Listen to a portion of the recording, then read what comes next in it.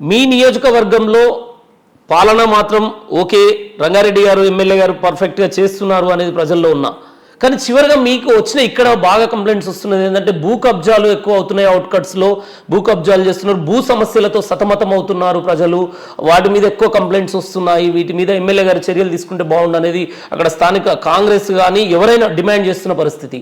దీని మీద ఎలాంటి యాక్షన్ తీసుకోబోతున్నారు మీరు? బ్రదర్, నేను ఎవడన్నా భూ కబ్జా చేసినా, ఎవడన్నా పేద ప్రజల భూములు గుంజుకున్నా, పేద ప్రజలకు అన్యాయం చేసినా, ప్రభుత్వ భూములను అక్రమంగా తీసుకున్నా, ఎంత పెద్దోడైనా నేను వదిలిపెట్టను.